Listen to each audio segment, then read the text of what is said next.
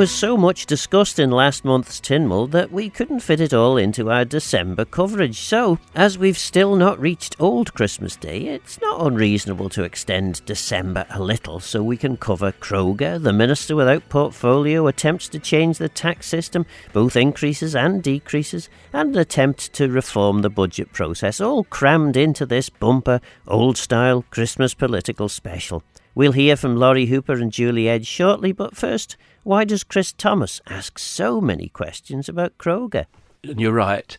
I think I've probably asked over 20 questions since October last year. This all started 11 years ago. 11 years ago, government, it was actually at the time that what was called the Department of Economic Development, was launched a call for expressions of interest in doing a 3D seismic survey of the oil hydrocarbon field where it looked likely we would have an exploitable gas reserve. Again, Department of Economic Development, but it came Department for Enterprise, carried that forward in 2017 or thereabouts, and actually appointed a licence holder until 2048 for the hydrocarbon field off Mackle Head. Then the initial shareholders of Crogga, the people I now call old Crogga, basically put together a work programme in two phases, Phase B and Phase C, along classic North and Irish Sea lines to appraise that gas field and then produce gas from it. Unfortunately, they weren't able to get the money to do what they felt they needed to do. So what I now term New Crogga came along, which was some people with a few millions who put their money at their risk into a company and applied while I was minister to vary the work programme in the licence to drill an appraiser well before doing a 3D seismic survey. And my questions have been about the merits of that particular licence holder doing that particular thing in our field, because what I want people to remember mostly is it's our gas, it's the Isle of Man's gas, it's the people of the Isle of Man's gas, and there are lots of risks and potential benefits from that hydrocarbon field, and I want to make sure it's done properly. And one of the answers that you got was that there were various experts looking into this and advising the department. Ultimately, it was the department's decision to whether the licence is varied or not. It wasn't going to be the external parties. The department would decide.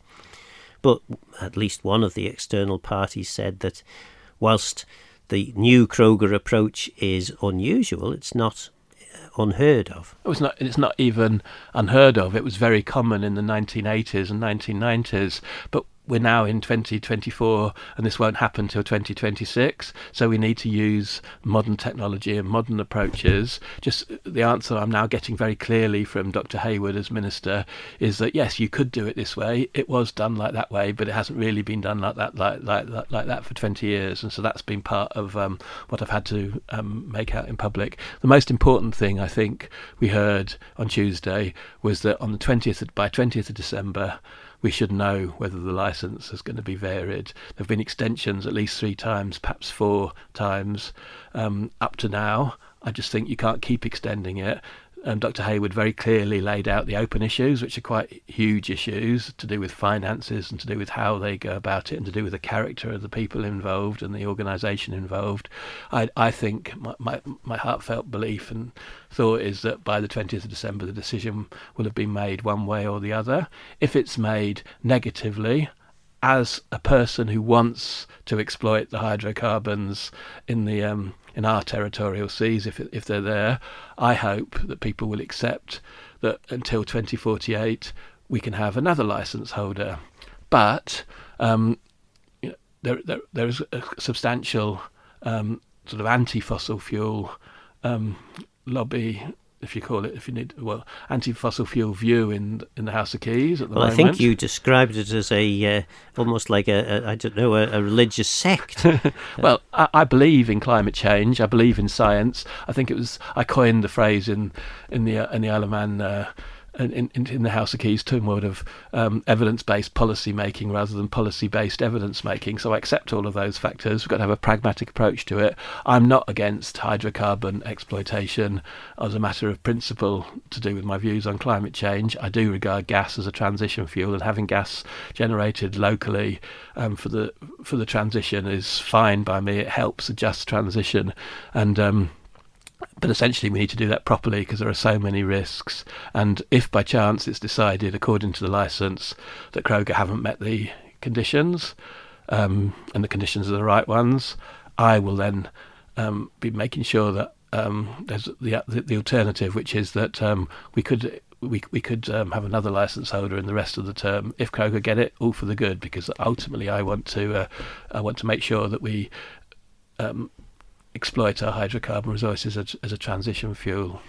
The president of Tynwald pulled you up for using unparliamentary language about new Crogga.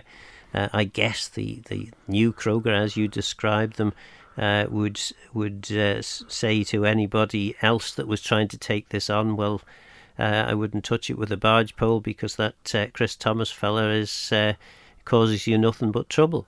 Well, no, and I didn't use those words. I just reported that those words had been used to me, and then I apologised and withdrew them. But I hope that's not what. I think at the moment that we do have a reputational risk, and I do think that out in the industry there will be people who will have a view on what's been going on in the Isle of Man. But I do hope that after a passage of a little bit of time, we can get to a better place. But of course there's still the possibility that the conditions will be met, the work programme will be varied, and what will happen with Crogga, and I'd be supportive of that as long as it's being done to international standards, particularly Northern Irish Sea standards, with the Attorney General's Chamber and the Department of Infrastructure and Treasury all using their advisors to make sure it's done properly, because we have to remember, I've empathy with the shareholders, I've empathy with the current company, but ultimately it's the nation's gas, and that's what matters. And I think you said it's not playing the man, it's playing the politics. That's right, so to speak. Yeah. There was some, and I have to say, I mean, despite what I've said in House of Keys, as far as I know, everybody's been very respectful. I do take a lot of abuse, as does the Department of Infrastructure. I got pulled up a second time in this Tynwald because I likened for a second time the Department of Infrastructure to the royal family. They carry on doing their duty, never complaining that they get a bad press and never explaining exactly what they're doing. And I often feel that's the case and I do blame. And you were picked up on that because you're not allowed to talk about the royal family. You're not allowed to use the sovereign in when you're making a point. And I think that's quite a nice phrase. The royal family never explain, never complain, just do your duty. That's apparently how that's the spirit, and that's what I meant about the DOI. Ultimately, there are a lot of people out there who've been throwing mud about the lack of regulations, that they don't know what they're doing. The reality, I think, is that for 11 years we've been putting in place the right regulations and the right processes in the right time. So it emerged in answers to these questions that Crogga's had 3 licences to carry out a seismic survey, which it hasn't fulfilled. It's had the opportunity to demonstrate the financial capacity several times, and it hasn't managed to do so. So I hope that the government of the Isle of Man has been fair, and that if we do have another call for the balance of the licence, that people in the industry will accept that if they play fair, as Crogga might have played fair, because they might still continue in their licence, there's a field there that's definitely got potential, and it's a huge field. We shouldn't underestimate the significance of our gas field.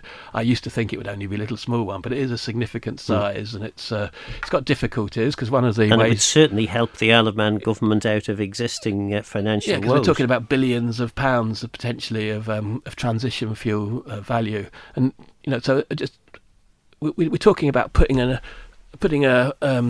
30 centimetre bit of metal down 2.5 kilometres below the seabed. It's a pretty major thing. You need to be in the right place. And our field, apparently, if you speak a lot to those involved directly, is most likely to be exploitable by a horizontal well once you get down to that bottom.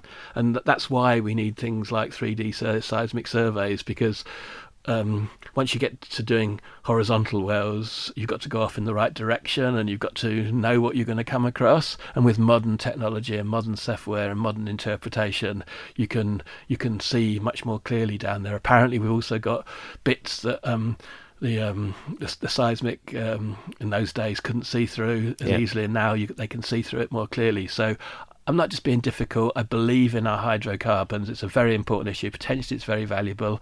I'm a climate change believer, but gas is a useful transition fuel, and our local gas would be even better. Another question I have been asking is about the gas turbine at Pulrose, and that can be operated till 2050. And as the nature of the gas that's burned, with perhaps more hydrogen mixed in or other blended type gas, we could carry on using the gas turbine. And as you and I know, that in September 2023 we paid off the financing costs for our gas pipeline, and we've now got €9 million a year, which we used to pay to the Irish Gas Board for financing that pipeline, which is now going into the bond fund. We need to seriously think about our gas infrastructure and how we're going to use it to get to the next stage of our energy policy, which will be different from using gas. But gas is a very good transition fuel, and we have the infrastructure for it, and we have the potential to get some out of our territorial sea, and that's where I am in this space. I know it's risky, but as it's risky, the risks need to be managed properly. Is it fair to call your colleagues religious zealots in relation to their pursuit of net zero? So I don't think I'd. No, it was similar. I basically said that a plain reading of Mr. Peters' motion was just that we were falling behind our targets. We weren't spending any of our budgets. And so therefore we needed to have a review regardless of what you actually thought about climate change. Whereas when you got to Laurie Hooper's amendment, it was that pursuing net zero was good for the economy and good for people. And I called the first one, the Stu Peters version, a positive statement, which is just a description of facts, whereas Laurie Hooper's version was what in my day was called normative. It was about values, and it was a good thing to do this for some reason. And I accept that climate change is a serious matter. It's just we've got to be very pragmatic when we exploit it. And it is the case that the crisis was declared at Noah Bakehouse, interrupting an active travel meeting to avoid Mrs. Kane getting the credit for declaring it herself. And ever since then, we haven't been going very quickly, and we haven't spent very many millions on it. All we've done really is a few light bulbs and a few advice to houses. We haven't introduced a scheme to help people get out of older vehicles and to get newer vehicles. We've got a tremendous amount of information about our carbon footprint, which is being gathered. Yeah. But yes, well, I don't know Not whether... very pragmatic response, really. Yeah. So I believe that the climate change programme over the last 5 years has, in some sense, has hindered proper acceptance. So we need to have a review, regardless of your views. We'll hear more from Chris Thomas later in the programme, but first, Laurie Hooper. You had a question to the Chief Minister about the Minister without portfolio. I mean, the Chief Minister just explained that the role was to drive through efficiencies, to help with external relations, and to help with the delivery of the island plan, along with other policy matters. You weren't entirely convinced by the answers the Chief Minister was giving, though. No, the core issue here is politicians ultimately are decision makers. That's what we're paid to do. We are paid to sit in the room, get the information we need, and to make decisions. That's fine. But in order to do that, you need authority. Someone needs to say, you have the ability to make these decisions. And equally, someone also needs to say, and we're going to get some information to you. Because as a politician, you can't do that yourself. That isn't necessarily your skill set. And the reality is the Chief Minister has created this new post, and he's openly admitted the Minister has no authority, he has no budget, he has no staff, he has no resource. He is just going to sit around the Council of Ministers table and be an extra vote for the Chief Minister in Tynwald and in the Keys. So I'm absolutely flabbergasted that Mr. Croggle's taken the job, actually. I think he's being set up to fail here, because we all know what's going to happen when the efficiencies don't materialise. The Chief Minister will be able to point his finger at someone else and say, actually, that was all the Minister without portfolio's job.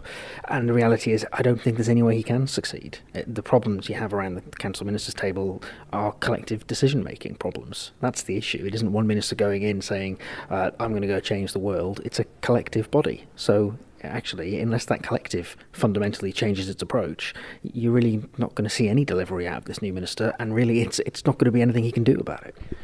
But you will know, as Minister for Health, you had a whole load of competing priorities. You had to deal with the most urgent stuff, the most immediate stuff, and sometimes some of the general collective will of Council of Ministers gets lost because you don't have the time to do that specific task because you're so busy firefighting and all the other different areas. Presumably, the Minister without portfolio, without the encumbrance of a department to distract him, will be able to maintain that focus and go into, whether it's the Health Department, infrastructure, wherever it may be, and say, actually, remember, we had this discussion in Council of Ministers about efficiencies. I'm here to help you find where those efficiencies should be. Sounds like a reasonable idea to have a minister that could do things like that. The problem you're going to have is if that's the way it's going to work, he's going to rock up at, say, the health department and take those staff that are already doing 101 things and say, actually, I need you to stop doing those day-to-day things, and I need you to start doing the efficiency stuff, because obviously that's not happening. We all know it kind of is. And if that's the case, well, surely the Minister of Health is going to say, no, you can't take my staff away from my priorities to do something else, because ultimately the Minister without portfolio doesn't have any ability to tell those staff what to do. So if the plan is he's just going to go knocking on doors around government and saying, here's some great plans, that I need you to do some efficiency work, it's exactly what the SAVE programme did. In the last administration, we went out to government departments. There were 3 of us. We went down and we had a bit of support, actually. Had loads of reports drawn up about all the things that could be done, and literally none of them happened because the people that were responsible for making those decisions didn't want to make those decisions. It's nothing to do with the efficiency team, and it's nothing to do with the minister. If his job is literally going to be knocking on doors and telling staff in other departments that don't work for him, you need to stop doing your job and do something else, and that's going to end up conflicting with what ministers need to do because they're being held accountable for delivery. It's just not going to work, and this is the problem. If you are serious about an efficiency programme, you need to be serious about it. Look at what Manx Care are doing. They've got a £16 million SIP, I think it is, something in the region of that. It's got 200 odd items on it. There are people dedicated to delivering it and making that happen. And actually, that's kind of what you need. So if the Chief Minister is serious about this, he needs to treat it seriously, not just appoint a minister and expect everything to suddenly work itself out. Well, he certainly seems to be serious in relation to the Health Department because there are 3 ministers and the Chief Minister working on trying to drive through the efficiencies that apparently Council of Ministers is so keen to see. So again, I would take that with a massive pinch of salt. The reality is it's Manx Care and the staff there that are doing a lot of the work on efficiencies. It is the department staff that have always been the ones trying to oversee this side of things. If there's any idea that suddenly a team of ministers is going to go in and find things that all the professionals involved, all the reports, all the independent consultancies have come in and not been able to find themselves, really those ministers are probably in the wrong job. They could be out there in the private sector making a lot more money. So again, it's a bit of smoke and mirrors here. It's let's put some really senior ministers in post and make them drive things, and inevitably when what happens, we know what's going to happen with Manx Care. They are probably going to be 6 to 10 million over budget at the end of the year, because the budget is inadequate, as I've been saying for some time. You're never going to change that fact, not without cutting services, and unless the Council of Ministers are going to be honest about that, they're never going to tackle the underlying issues. The Chief Minister seemed to be rowing back from the idea that the whole 16 million overspend was going to have to be found. He was talking about reducing the overspend by millions, but certainly not 16 million. He was also developing a line in relation particularly to your questions of very much pointing the finger and saying, well, of course, we now have to deal with the £16 million overspend, which, whilst he didn't go quite as far as to say which was all your fault and what are you doing asking these questions when you should be hanging your head, perhaps. So the reality is, at the point I left the department, the forecast overspend was in the region of 6 to 10 million. That's kind of where the number was. I suspect that's where they'll end up at year end. I don't think it'll be 16. If it is, then I think the minister will have some explaining to do, because that's not where we left it. But ultimately, the reason I left the health department was because I was categoric, and Manx Care were categoric, that the only way of closing that gap would be to cut services, and I told the Chief Minister I wasn't going to do that. That is not the health service that I believe in.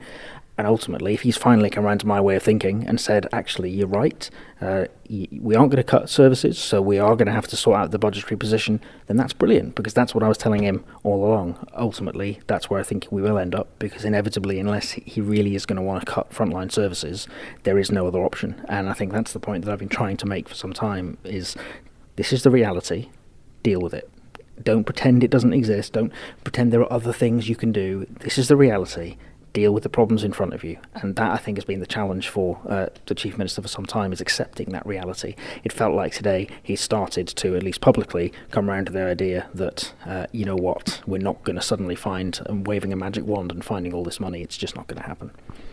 Did you jump too soon in terms of leaving your role? Because shortly afterwards, the Council of Ministers agreed that they were not prepared collectively to accept cuts in services. Was this just you being petulant and you didn't get the answer immediately and therefore you decided to step down, and council would have come round to your way of thinking anyway? So it wasn't immediately. This was a process of months trying to get council to accept the reality. And ultimately, the only reason that they changed their minds was because I put the public pressure on them by calling it out. I think if I'd still been in post and the Chief Minister had been able to point the finger, we probably would still be having the same arguments today that we were having 6 months ago. So the act of resigning and saying, I'm not dealing with this anymore, you are putting people in an impossible position, you are actually failing in your duties to the Manx public here. If you want to do that, if that's the way you want to run a government, count me out. Really, that's what forced their hand, I think. We'll hear again from Laurie Hooper shortly, but first Julie Edge had a range of questions. You had questions to the Chief Minister about who his advisers and primary executive support are for domestic and international matters. What was that all about? So obviously there was concern from a lot of residents, and I got contact from constituents about when the Russian vessel, was it in our waters, wasn't it? And we had a silent Chief Minister. So I thought, well, who actually is advising him on these matters? Because clearly we're aware, we're local, we've lived here all our life, we're aware that there is movements from international countries in our waters, and I just thought, why would you stay quiet when the public's saying, what's this all about? I think, that was my main point. But then I thought, well, surely he's not getting good advice, so who's his advice coming from? Because the advice he should have got, and I would have seen when I worked as a civil servant, is get on, calm the situation down and say this. And it only needs a few lines, but we didn't get that, and that's why I was concerned as to who really is advising him. So.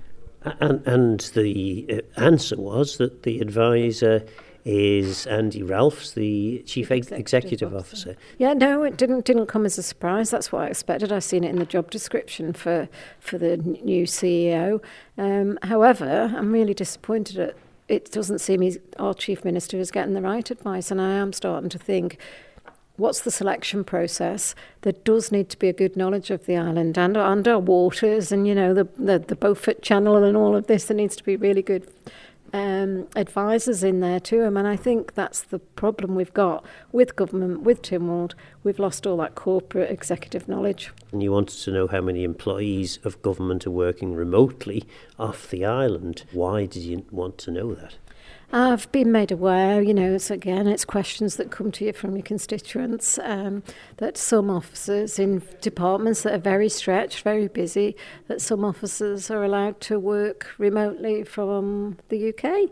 And I just thought, this is wrong. What's happened to the days when you worked for Isle of Man government, you did everything, and you looked after the Isle of Man government because you're their employee. And of course, the other side of it that was really concerning was when the Cabinet Office Minister who's responsible for OHR didn't really know. And I just think there could be tax implications here for the island as well. We're just letting people flit off to the UK, work, where the tax is getting paid on the island or in the UK. So it's a bigger issue than I think it was treated like, oh, it's not a problem. You can find out from here, you can find from there. Actually, it is a problem that a Manx taxpayer is paying for an employee to be in work at their place of work and to deliver. So that's where the concern came from. And I think it is. I think there was 3 or 4 in the Cabinet Office, and it's changing soon. Well, how's that? We know the area of mistake here. If people are working in a different jurisdiction, we cannot hold them to account. We've seen that with Dr. Rosalind Ranson and Catherine Magson.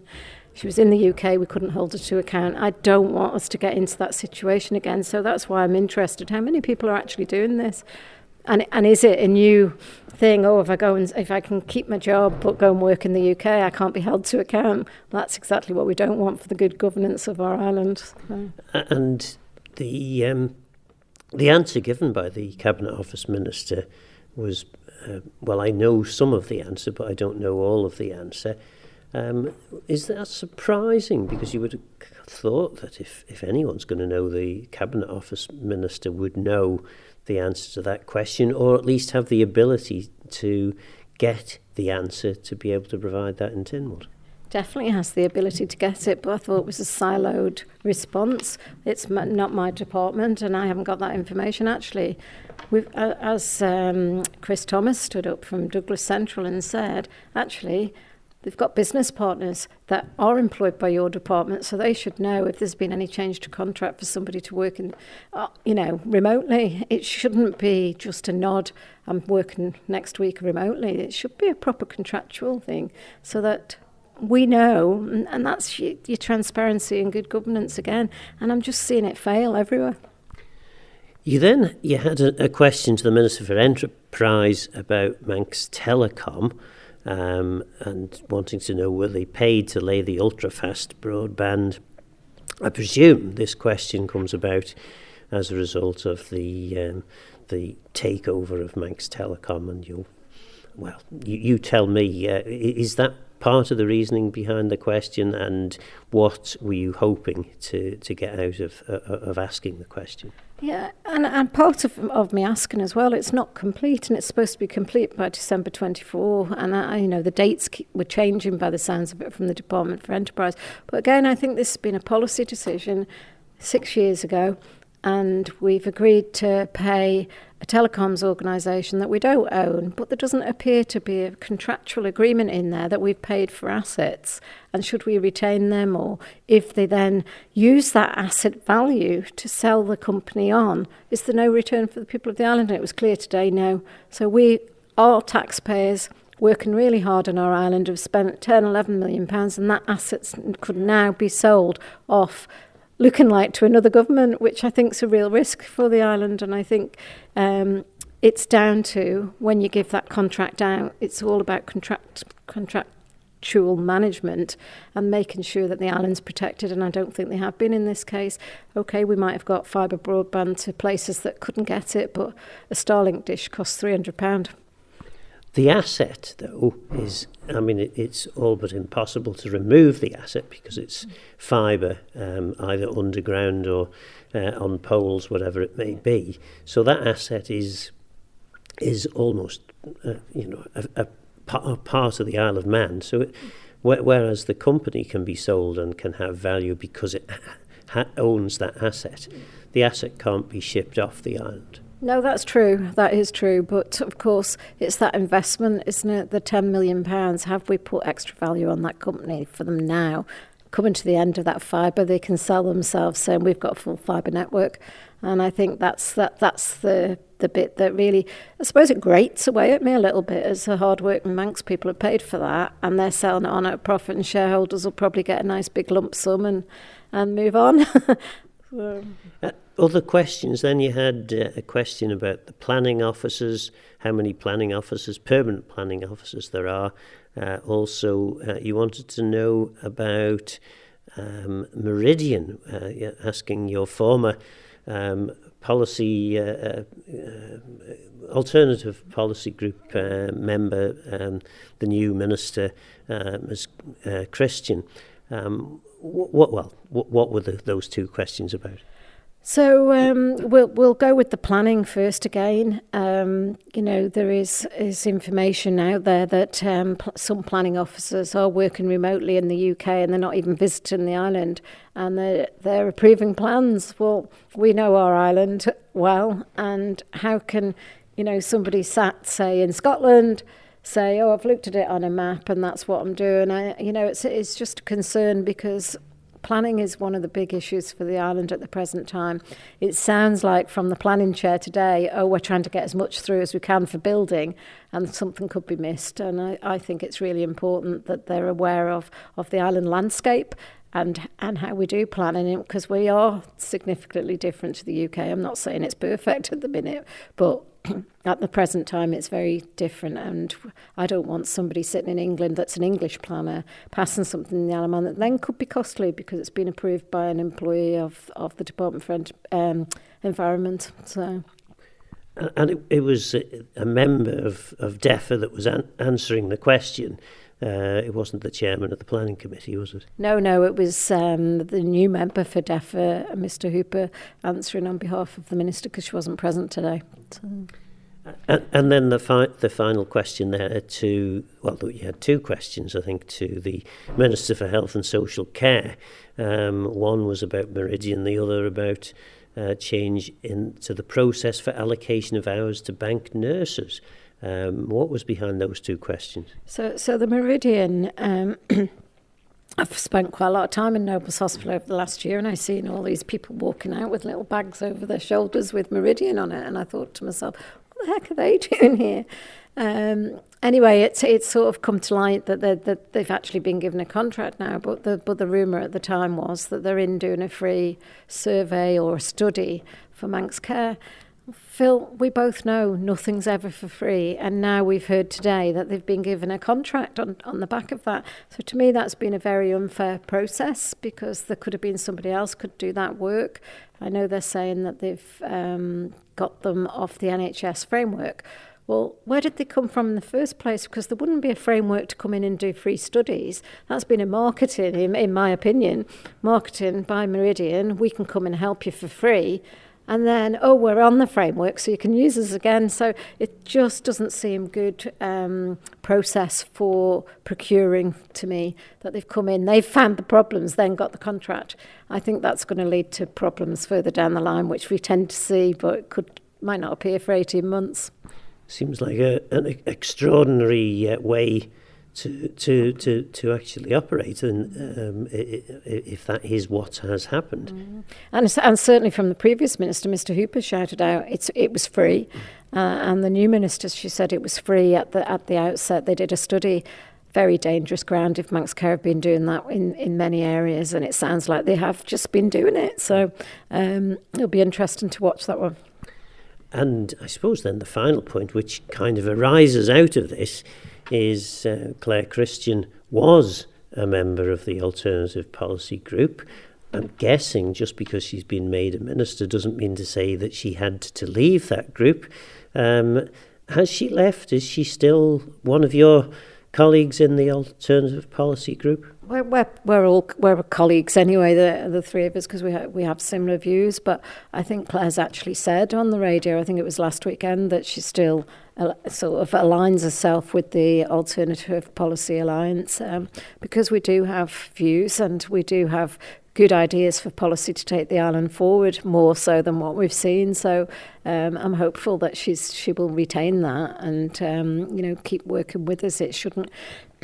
Very, very aware of conflicts, and I'm sure she'll manage them like some of us do. Not everybody manages conflicts, but if there ever was, I'm sure she'd manage it well if she is staying in that direction for the Policy Alliance. Oncan MHK Julie Edge there. Chris Thomas was trying somewhat unsuccessfully to reform the budget process. You were successful in as much as there is going to be a committee of Tynwald, and you're one of the members of that committee,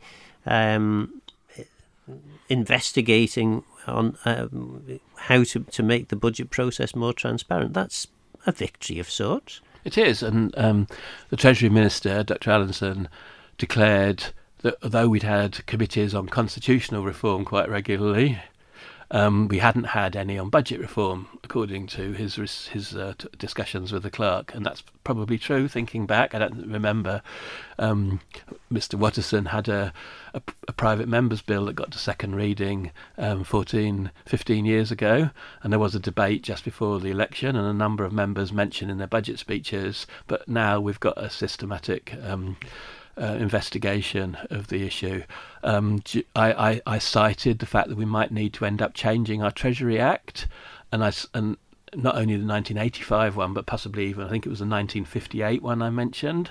And essentially what we're looking for is the right degree of transparency to enable people to help us understand what we're being presented in terms of income and expenditure before we vote on it. When you mean that, when you say that, what you mean is that the public get a sight of the budget in advance of it being declared on the actual day.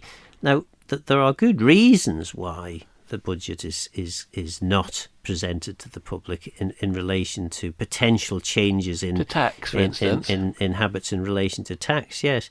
So, is there a risk associated with this? And so therefore, although I actually moved Mrs. Christian's motion because she had to miss that day, so I moved her motion, and she's a bold and an intelligent politician, and she'd been when she was on her CPA, she devoted the time to considering with all people around the world who were at that meeting, Commonwealth people, how they did these various things. And yeah, that's a good point in respect of tax, but many countries separate out the income and expenditure measures and the 5-year financial plans or the 10-year financial plans, and they publish those earlier. So I'm not necessarily saying absolutely everything in the Pink Book has to be declared, but the things you want opinions on, taxation strategies and estimates for where your capital is going to be spent and your revenue expenditure, most countries would have that available, and they would have it scrutinised by things like the Public Accounts Committee and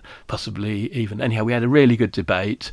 I think the committee is pretty. It's got former Treasury ministers and current Treasury ministers in it. Unfortunately, Mrs. Christian didn't get elected to her own committee, but she's got a big job with sorting out health and social care. She's looking very frazzled, I think is the word. So therefore, I became persuaded in the course of the debate, and we always knew we were going to get a government amendment. We were presented with two. Mr. Speaker, as he's been so involved, presented his amendment to have a committee he chairs investigate it, and the Treasury Minister presented to have a select committee, the one that's actually been set up. The government Treasury Minister's amendment is much slower. And I said in my opening remarks that looked like it was kicking an issue into the long grass, to use that phrase. But in the end, that's what I voted for, because during the course of the debate, it became clear that there were all sorts of issues that we needed to consider. And the long grass is February 2026. So by February 2026. So I think, I'm on the committee now, and I made the point that we needed to publish evidence on receipt, because that's a problem with parliamentary committees. They can just take information like they've done with something like the health governance issue, where the Health Services Consultative Committee submitted evidence and it's just gone because the committee's been suspended. So publish evidence on receipt, take the widest possible interpretation of their terms of reference, and basically come back as soon as possible with something for more wide discussion. So I'm actually feeling pretty good about this. I do think the clue's in the name. If we're relying on a Treasury Act 1985 and a Finance Act 1958, they don't even talk about approving the budget in Tynwald. They talk about appropriating funds, which is the old thing. Treasury is called the Board of Tynwald. It's not even called a government department. So for all these reasons, I do think we'll end up being wider than our initial purpose, and so therefore I'm pleased with the outcome, and I know Mrs. Christian is as well. She's absolutely delighted. Well, we sadly haven't got time to talk about all the other things that we could have talked about. But yes, well, we look forward to finding out or to seeing through the opaqueness of the budget process when your committee reports back and presumably makes lots of bold recommendations just in time for the next election. And that is the risk. Effectively, we're doing this for the budget after the next general election. So in a way, it informs the general election, because there's no reason why any of those 5 members couldn't do a dissenting report. And I do think, it's going to be, let's hope that the whole idea of having costed and funded priorities informs that budget process, because it should. It's public money, it's not government money, it's public money, and that money should be spent where politicians have said it's going to be spent, as their candidates before an election, when they become elected politicians, as representatives of the people, spending public money after the election. Douglas Central MHK Chris Thomas. Finally, Laurie Hooper had several motions on the December order paper. Well, let's take them in order. The PSC reports is pretty straightforward. It's the legal obligation of the PSC to do these things, and they haven't done it. Government should follow the law. It's not rocket science, this stuff. And the only sanction available to us as Tynwald is to table a motion that says you should follow the law, actually. And that was overwhelmingly successful. I'm quite pleased that the new chair of the Public Service Commission has actually made a commitment now to publish them. He said he's going to publish them, some this month and the last one next month. And that's all I was after, really, was publish the reports, because public sector staffing is a big issue on the island. We know there are questions that we need to ask. We know there's work that needs to be done, but actually trying to do any of that work without any data, without any information, is practically impossible. The former chair, Kate Lord-Brennan, didn't seem best pleased with your approach. No, that's fair to say, but ultimately this is what happens when you have people being held accountable. It's uncomfortable being on the receiving end of that. If you fail to do your job, ultimately it's difficult when someone stands up and says, I think you haven't done a good job there, and that's the nature of the beast, unfortunately, and I'd expect the same in return. If you've got a job to do and you're not delivering on it, you expect scrutiny to stand up and call that out and ask why, and that's kind of what we sign up to. We talk a lot about transparency and accountability, but when you actually see it in action, well, you kind of see the response it generates from some people, and it's not always pleasant.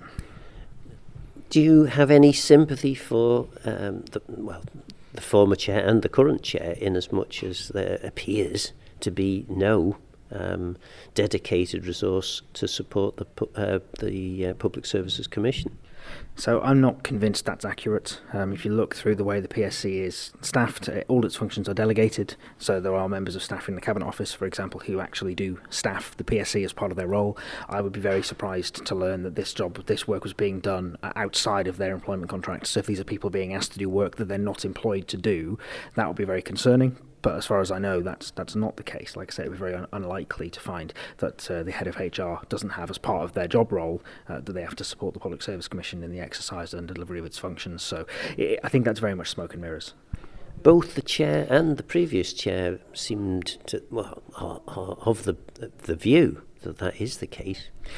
That's definitely what was said, but ultimately they've also previously told Tynwald about the delegated functions. They've told him how the PSC is structured. I asked a written question about the staffing of the PSC, and that explains quite clearly in black and white about the way the delegations are structured. And like I say, it'd be very unlikely if you've delegated functions to a member of staff and you're not paying them to do that job. I would find that very bizarre. The fact that the PSC doesn't necessarily control its own budget, again, that's not unusual. HR function for all of government is a shared service. When I was in health, we didn't have our own HR team that was run by OHR. It's not unusual to have stationed employers working for and supporting departments who don't pay them. They're paid for centrally. Again, smoke and mirrors. The other 3 items, I'm guessing, are kind of linked in as much as they are clearly an attempt to prompt government, council of ministers, to make some changes in the budget, which no doubt they will be finalising, if not this week, then next week.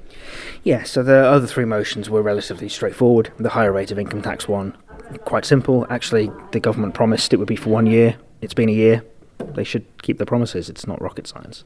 The second one around the tax cap, actually, whilst the wording of the motion was about ending the tax cap for new elections, the whole point of the motion wasn't to say we shouldn't have a tax cap. The point of the motion was to say the way we currently have a tax cap doesn't work for us. It's inefficient, it's quite expensive as a policy, and actually Treasury have never demonstrated that it works. They throw out some stats, but actually only from 1 year, because over the 17 years prior to that, they didn't collect any information about whether the policy works, and they've openly admitted this in Tynwald Answers now. So the point of the motion was to say you need to stop doing what you're currently doing and do something else. Other jurisdictions have different versions of the tax cap. Jersey and Guernsey have explicit tax caps. The UK has a sort of tax cap. Most European countries do. It's not unusual to have a policy that says if you are wealthy and you invest in our jurisdiction, you get tax breaks. Ours doesn't say that. Ours just says if you are wealthy, you get tax breaks. And that's the problem. It should have that extra qualifier that says, and you invest in the Isle of Man. If you're good for us, come here and invest. And actually a lot of them do. There's no argument with that. But because the policy itself doesn't mandate it, there's no way of saying for certain everyone who's here benefiting from the tax cap also invests in the island. And that was kind of the point of the motion. Treasury seemed to disagree, but at the very least I got them to commit to reviewing the policy in the process, and there's now going to be a report back in February on the effectiveness of the tax cap. So I think I'll claim that one as a small victory. We've moved the needle in the right direction. On the national insurance age cap, actually the issue was about contributions and eligibility. I know people that have come and talked to me saying they can't get their full pension because they've hit pension age and they don't have all the qualifying years and they don't have the money to buy the missing years. So they want to go to work and they want to earn the rest of their pension just like the rest of us. And they're being told by the government, can't do that. It's no work for you. And that's not okay. I've had people over pension age say, actually, I'm looking for work, why can't I claim job seekers allowance? Yeah. Sensible questions, and it's all because this arbitrary age cap policy that exists. It's all linked back to that principle that, well, you're not paying in, so you can't benefit. And I don't understand why you treat people over pension age worse than you treat someone below pension age. Does something magically happen to you when you hit 68? Suddenly you don't need in-work benefits. Suddenly you don't need support sometimes. I don't think that's true. Mrs. Kinnish made some very interesting remarks around the equality impact assessment that Treasury did and how it was vague. I would describe it as lacking. It was really flawed in the way they undertook that assessment. They didn't actually assess whether the current policy was even fair. Was it lawful? The language that was used was actually, is this unlawful discrimination against both pensioners because they are being told you cannot do this thing, and against people who aren't pensioners because everyone is paying in but not benefiting in the same way. I mean, the example I gave was someone like myself. I started work when I was 16. I'll have 35 qualifying years when I'm 51. So I'll work for nearly 20 years where I'm paying into a system, but I'm not getting any more pension. I'm fine with that because it's a collective system.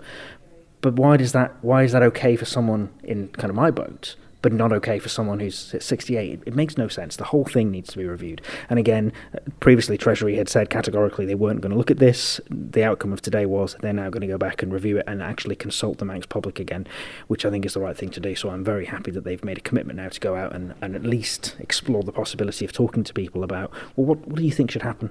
Ultimately the public need to have a say in this. And previously when Treasury had just ruled this out, they weren't giving the Manx public the opportunity to talk about it. So I'm quite pleased that we've made some progress on that as well. Treasury Minister, one of the reasons he said that this exists as a provision is because it's always been that way, which is perhaps not the most convincing argument. And of course in 2016 changes were made so that we no longer had to follow directly what the UK were doing with their national insurance related items. So the ability is now there to do things differently, and I guess you're hoping that Treasury will take this seriously and come up with the reforms you were asking for. Yes, I mean the last time they consulted on this was nearly 10 years ago, and back then the majority of the respondents, there's 45% of people said yes, and only 30-something% said no. So actually of the respondents, the public said, actually we think this is right, but the qualifier there was, but only if you also get the benefits. And that's absolutely right. You shouldn't be asking people to pay into a system that they're not going to benefit from. And equally, everyone should be treated the same. And I have a real issue with a lot of these age-related benefits that we have, because it's almost like, well, the moment you turn a certain age, either they turn benefits on or they turn benefits off.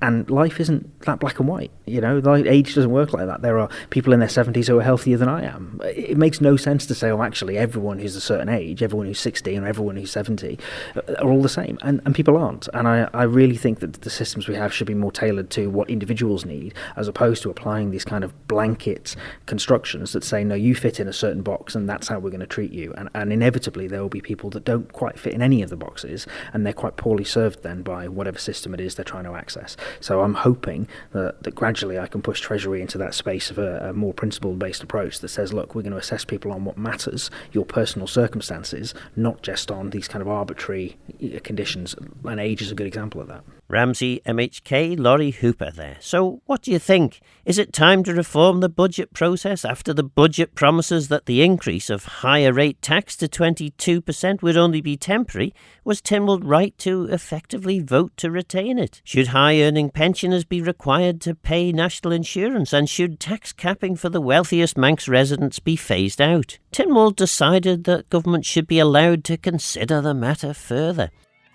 And is Chris Thomas right to question every action taken by government in relation to Crogga's attempt to extract gas from our territorial seabed? Let me know your thoughts on the programme by contacting Phil Gorn at manxradio.com and get in touch if you have any ideas for future shows. Don't forget this programme is available as a podcast on Manx Radio's website. For now though, I'm Phil Gorn, go to Myers and Gaysachrom. Thanks for listening.